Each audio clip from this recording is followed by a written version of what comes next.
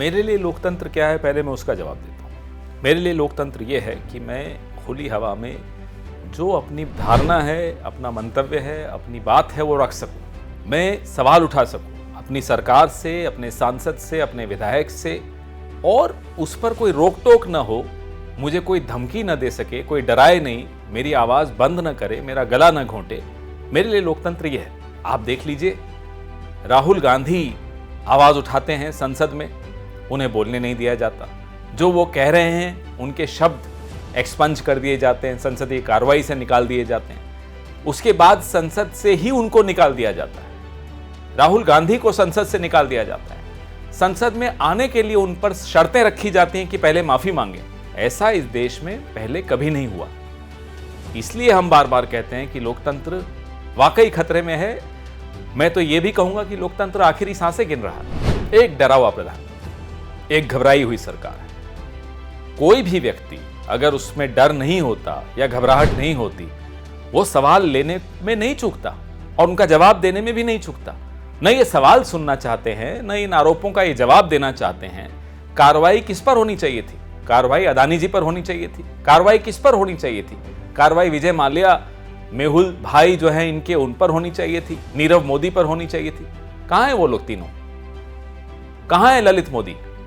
कार्रवाई आप राहुल गांधी पर कर रहे हैं क्योंकि वो उन पर आवाज उठा रहे हैं, सवाल उठा रहे हैं। ये दिखाता है कि प्रधानमंत्री नरेंद्र मोदी के लिए उनके दोस्त, भले ही वो देश को लूट ले, वो दोस्त ज्यादा महत्वपूर्ण है। देश में लोकतंत्र महत्वपूर्ण नहीं है, देश में विपक्ष महत्वपूर्ण नहीं है, देश में मीडिया महत्वपूर्ण नहीं है।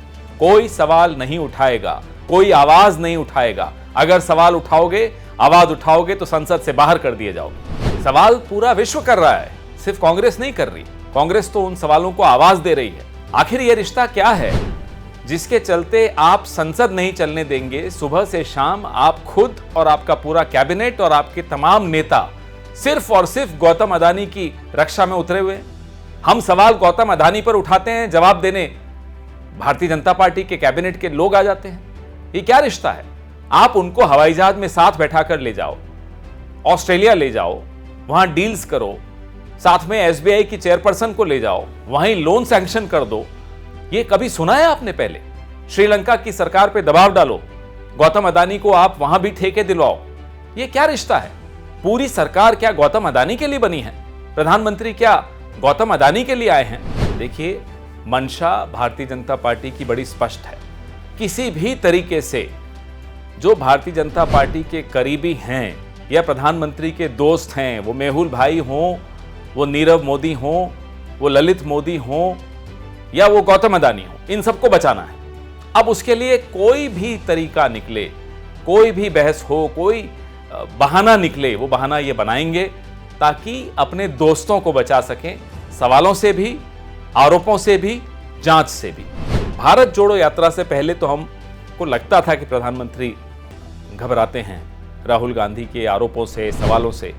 भारत जोड़ो यात्रा के पश्चात तो हम बिल्कुल आश्वस्त हैं कि प्रधानमंत्री थर-थर कांपते हैं। राहुल गांधी संसद में अगर बोलें तो अव्वल तो प्रधानमंत्री होते नहीं है, वहां होते हैं तो हमें सुनाई दिया कि कमरे वमरे बंद करके टीवी देखते हैं और वहां कांप रहे होते हैं। तो भारत जोड़ो यात्रा में जो जन समर्थन मिला है, उसका प्रभाव हम पर कितना हुआ, कांग्रेस पर कितना हुआ, वो तो हम देख ही रहे हैं, लेकिन मोदी जी पर कितना हुआ वो सरेआम दिख रहा है, पूरा विश्व को दिख रहा है। राहुल गांधी किसके मुद्दे उठा रहे थे? राहुल गांधी बेरोजगारी के मुद्दे उठाते हैं, अर्थव्यवस्था के मुद्दे उठाते हैं, महंगाई के मुद्दे उठाते हैं, सीमा सुरक्षा और चीन के खतरे का मुद्दा उठाते हैं, गौतम अदानी के लिए जेपीसी की मांग करते हैं।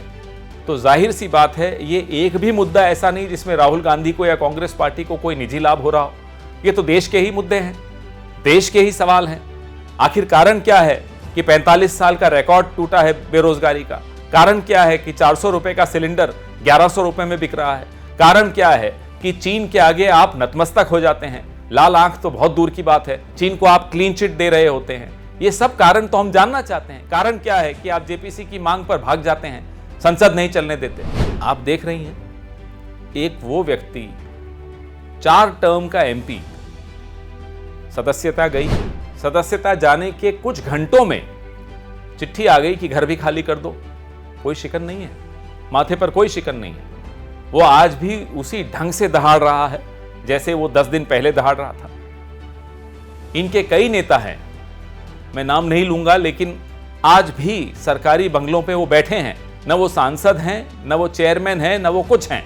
मार्गदर्शक मंडल है, उसके सदस्य बंगलों में बैठे हैं, लेकिन राहुल गांधी को घर से बाहर भी करना है। ये बदले की भावना है, ये गौतम अदानी पर सवाल उठाने का खामियाजा है, ये लोकतंत्र को बचाने की आवाज उठाने का खामियाजा है। ये कीमत हम सब चुकाने को तैयार हैं।